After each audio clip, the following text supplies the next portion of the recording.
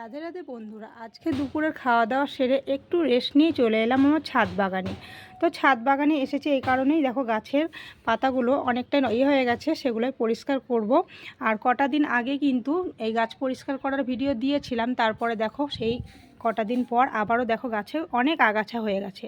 তো গাছের গোড়াগুলো একটু পরিষ্কার করে অন্যভাবে সাজিয়ে দেব, সেটাই তোমাদের শেয়ার করব।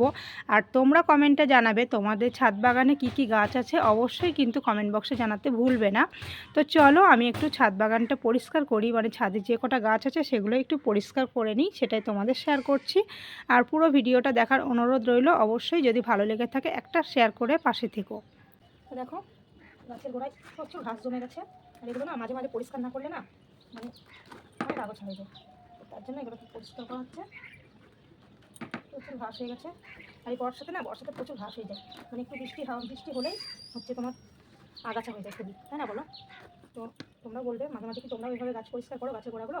তো অবশ্যই বলবে। আর এই গাছের গোড়া পরিষ্কার করলে তোমার কী হয় বলো তো, গাছটা ভালো, মানে গাছের গোড়া যদি পরিষ্কার পরিচ্ছন্ন থাকে না, তাহলে গাছের গোড়াতে তোমার অক্সিজেনটা ভালো পায়।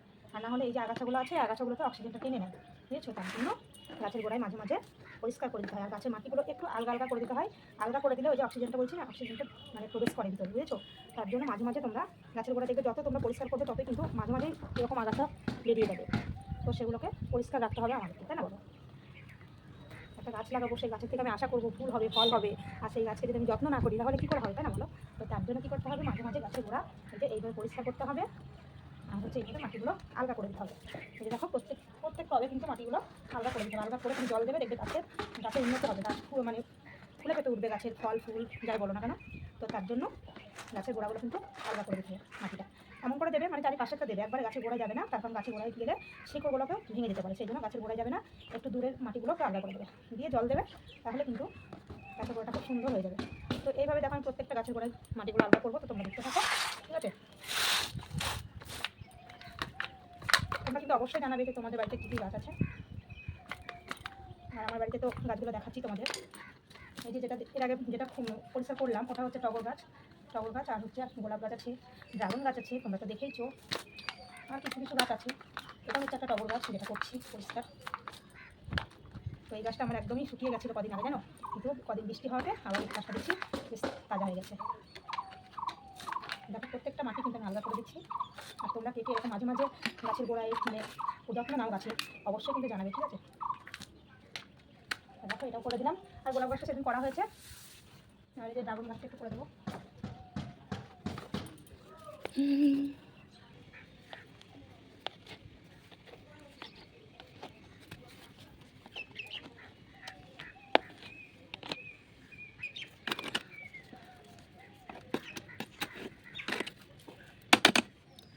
দেখো এর আগে তোমাদের বলেছিলাম যে আমার সাদা গোলাপ গাছে কড়ি আসছে না কেন, দেখো এবার কিন্তু কড়ি এসেছে। এর আগে একটা ফুল ফুটেছিল, সেটা তো তোমাদের দেখিয়েছি। আর এই যে একটা কড়ি, আর এই যে একটা কড়ি, দেখো ছোট্ট ছোট কড়ি এসেছে। এইটা হচ্ছে লাল গোলাপ। এই যে ছোটো ছোটো ফুলগুলো ধরেছে, এখন তো সিজন না, অক্সিজেন, সেজন্য ছোটো ছোটো ধরেছে। তো দেখো আমি গাছের গোড়াগুলো তো পুরো পরিষ্কার করে নিলাম। তো তোমরা একটু জানাবে যে আমার গাছগুলো কেমন লাগছে, এবং তোমাদের বাড়িতে কী কী গাছ আছে অবশ্যই কিন্তু কমেন্ট বক্সে জানাবে। ধন্যবাদ সবাইকে।